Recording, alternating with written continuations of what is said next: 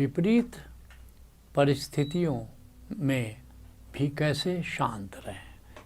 पूछते हैं विपरीत परिस्थितियों में भी कैसे शांत रहें।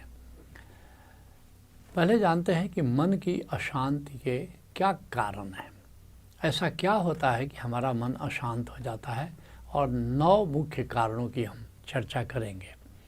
पहला कारण है प्रतिकूल परिस्थितियां और घटनाएं। जब भी कुछ प्रतिकूल परिस्थिति विकसित होती है या प्रतिकूल घटना घटती है तो हमारा मन अशांत हो जाता है। जैसे एक सागर है, समंदर है। समंदर का स्वभाव लहर नहीं है, लेकिन जब बाहर की हवाएं उठती हैं, टकराती हैं उससे, तो फिर लहर उठने लगती है। ऐसे ही हमारे मन का स्वभाव अशांत होना नहीं है, लेकिन बाहर की जब जो परिस्थितियां हैं, बाहर की घटनाएं हैं, वो हवाओं की तरह जब चलती हैं तो हमारा मन उनसे प्रभावित हो जाता है और अशांति की लहरें उठने लगती हैं। जो दूसरा मुख्य कारण है वो अन्याय है। हर व्यक्ति न्याय चाहता है, लेकिन कहीं भी देखता है कि मेरे साथ अन्याय हो रहा है या आसपास कहीं पर अन्याय हो रहा है तो उसका मन अशांत हो जाता है। जो तीसरा मुख्य कारण है कि कहीं आक्रमण की संभावना होती है कि कोई दूसरा व्यक्ति हम पर आक्रमण कर देगा, तो फिर उस समय अशांत हो जाता है। जैसे आजकल देखो रूस और यूक्रेन में युद्ध चल रहा है और ऐसा लगता है कि ये विश्व युद्ध का रूप लेगा, तो पूरी दुनिया अभी करीब करीब अशांत है। तुम टीवी देखते हो, तुम अखबार पढ़ते हो और ये समाचार तुमको मिलता रहता है, तो आक्रमण की संभावना जब भी दिखाई पड़ती है तो मन अशांत हो जाता है। जो चौथा कारण है वो है भय। कहीं से भय हो जाए कि तुम्हारा तो अनर्थ होने जा रहा है, कोई अनहोनी घटना घट सकती है, तो भय की स्थिति में भी मन अशांत हो जाता है। जो पांचवा कारण है वो चिंता है। बहुत से लोग अपने भविष्य को लेकर के चिंतित रहते हैं और यह चिंता उनके मन को अशांत कर देती है। एंजाइटी हो जाती है, हमेशा सोचते रहते हैं कि पता नहीं भविष्य में क्या होगा। जो छठा कारण है वो अनावश्यक विचार मन में चलते रहते हैं। अनावश्यक, कभी कोई विचार कभी कोई विचार। वो एक तो होता है कि सोचने की ज़रूरत है, कोई प्लानिंग कर रहे हो, कोई डिज़ाइन कर रहे हो, कुछ गणित बना रहे हो, तो वहाँ तो बात समझ में आती है कि तुम विचार कर रहे हो, लेकिन हमारे चित्त में ऐसे कहीं का ईंट कहीं का रोड़ा, भानुमती ने कुनबा जोड़ा, कुछ न कुछ विचार चलते रहते हैं और ये विचार हमें अशांत कर देते हैं। सातवां जो कारण है वो है भूत या भविष्य का चिंतन। ये मन का स्वभाव है कि या तो अतीत की बातें सोचेगा या भविष्य की बातें सोचेगा, वर्तमान में नहीं रहता है। और ये जो अतीत का कोई शोक है या भविष्य के बारे में कोई चिंता है, तो अतीत या भविष्य में जब हम डोलते हैं तो उस समय हमारा मन अशांत हो जाता है। और आठवां मुख्य कारण है नास्ति भाव। नास्ति भाव क्या है?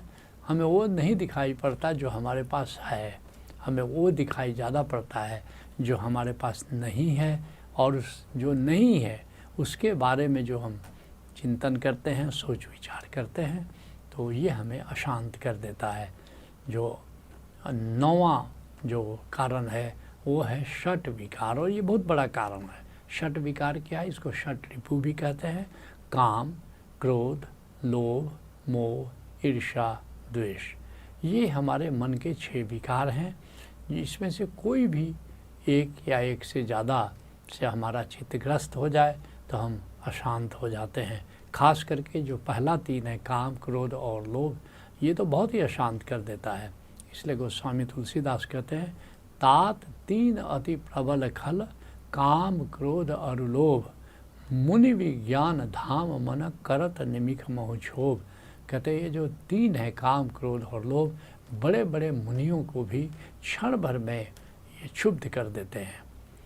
तो अब ये जो अशांति हो जाती है, तो अशांति से हमें मुक्त होना है।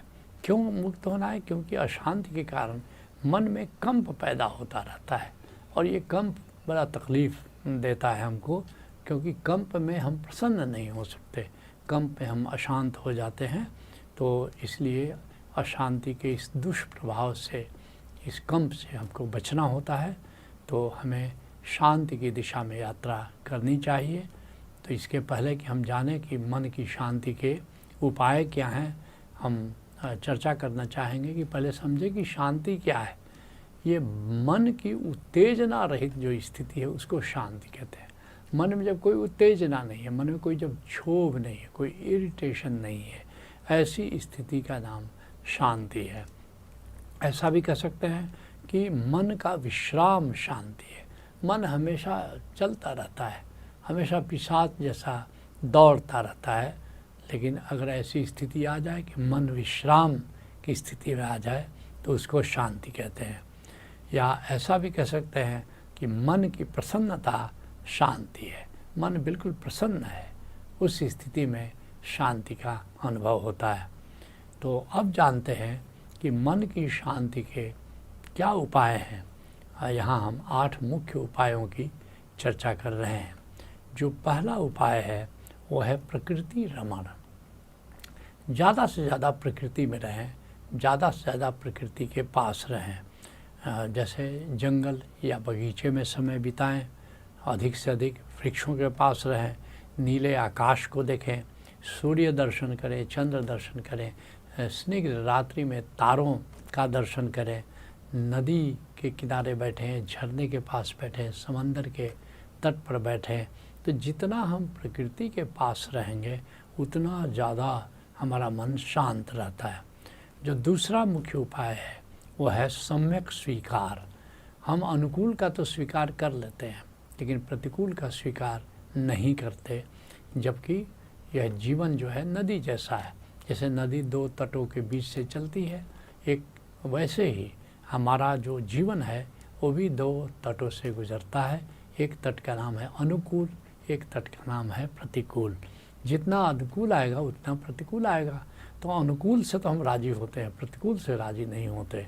लेकिन हमको जानना चाहिए कि जीवन संतुलन के नियम से चलता है। दोनों तरह की घटनाएं आएंगी, दोनों तरह की परिस्थितियाँ आएंगी, तो हमको प्रतिकूल से भी राजी होना है। अगर प्रतिकूल से भी राजी होने का संकल्प हम लें या आदत डालें तो फिर मन शांत हो जाता है। जो तीसरा मुख्य उपाय है वो है गहरी सांस। देखोगे जब मन अशांत होता है तो फिर उथली सांस चलती है, लेकिन अगर हम मन शांत होता है तो गहरी सांस चलती है। तो इसको उपाय के रूप में भी हम प्रयोग कर सकते हैं कि गहरी सांस लेने की आदत डालें। अगर गहरी सांस चलती है तो मन शांत हो जाता है। जो चौथा मुख्य उपाय है वो है वर्तमान में जीना, क्योंकि भूत और भविष्य में जब हम जीते हैं, भूत और भविष्य के बारे में सोचते हैं तो हम अशांत होते हैं। तो अगर हम वर्तमान में जीने की आदत डालें, अभी और यहीं में जीने की आदत डालें, और कैसे डाल सकते हैं? जो है और जो हो रहा है, जैसे आत्मा है और जो हो रहा है, जो घटनाएं घट रही हैं, दोनों को अगर एक साथ हम देखें तो मन शांत हो जाता है, क्योंकि हम वर्तमान में जीना शुरू करते हैं। पांचवा जो मुख्य उपाय है वो जगत को तमाशा की तरह समझें और उसके साक्षी रहें। एक शायर कहता है, बनाकर फ़कीरों का हम भेष गालिब, गालिब साहब का शेर है, बनाकर फ़कीरों का हम भेष गालिब, तमाशाए अहले जहाँ देखते हैं।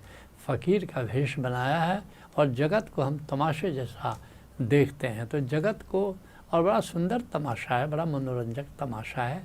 तो जगत की घटनाओं को अगर तमाशे की तरह देखोगे तो मन साक्षी रहता है और उस तमाशे को देख के अशांत नहीं होता। जो छठा मुख्य उपाय है वो है सम्यक दृष्टि। सम्यक दृष्टि क्या है? परमात्मा को मंगलमय जानते हुए स्वधर्म का पालन करो। स्वधर्म क्या है? वर्तमान परिस्थिति में हम जो कर सकते हैं वो करें, और ये खूब दृढ़ भाव रखें कि परमात्मा मंगलमय है। जो भी हो रहा है, प्रतिकूल हो रहा है, अनुकूल हो रहा है, आत्यंतिक परिणाम हमेशा शुभ होगा, आत्यंतिक परिणाम हमेशा मंगलमय होगा। अगर ये भरोसा है तो निश्चित मन इससे शांत रहता है। जो सातवां मुख्य उपाय है कि विपरीत परिस्थितियों के प्रति जागरण। अर्थात एक दूर से जागे रहो कि हाँ ये परिस्थितियाँ विपरीत हैं। जैसे अब युद्ध चल रहा है, रूस और यूक्रेन के बीच युद्ध चल रहा है, एक विपरीत परिस्थिति बनी है, कुछ कठिनाइयाँ आएंगी, ज़्यादा ही कठिनाइयाँ भी आ सकती हैं। तो एक विपरीत परिस्थिति आई है, मगर दिस टू विल पास, यह भी गुजर जाएगा। तो ये विपरीत परिस्थिति है, बस जागना मात्र तुम्हें शांत कर देता है। कभी कभी क्या होता है, कभी विपरीत परिस्थिति आती है तो लगता है ये अब हमेशा ही रहेगा और हम अशांत हो जाते हैं। तो ये उसका रिकॉग्निशन मात्र, उसके प्रति जागना मात्र कि अभी विपरीत परिस्थिति है, अभी तूफ़ान है, लेकिन तूफ़ान हमेशा थोड़े रहेगा, तूफ़ान शांत हो जाएगा। ऐसे विपरीत परिस्थितियाँ भी एक दिन दूर हो जाती हैं, दिस टू विल पास। और 8वां मुख्य उपाय है दृष्टा होना, अर्थात आत्मस्मरण के साथ अपने कर्म के प्रति जागना। ये बिल्कुल मास्टर की है। हमेशा ज़रा आँख बंद करके, आँख खोल करके देखो कि हमारे भीतर क्या उत्तेजना चल रही है। अब उत्तेजना है, उसको पहचानने की भी ज़रूरत नहीं, क्योंकि वो इकट्ठी है, वो गडमगड है पूरा एकदम से। केवल इतना देखो कि क्या कहीं अशांति है, कहीं उत्तेजना है, और उसको जाग करके देखो अपने आत्मस्मरण के साथ, अपने को आत्मा जानते हुए, अपने को निराकार जानते हुए। बस देखो कि उत्तेजना की लहर तो है, और आश्चर्य की बात है कि वो देखते देखते देखते वो लहर विलीन हो जाती है, वो कंप गलने लगता है, कंप विलीन होने लगता है, और तुम शांत हो जाते हो। यह जो दृष्टा का प्रयोग है वो शांत रहने के लिए एक कह सकते हैं कि मास्टर उपाय है। तो इसका हम प्रयोग कर सकते हैं। तो सत्संग को यहीं विराम देते हैं। हरि ओम तत्सत। नॉलेज।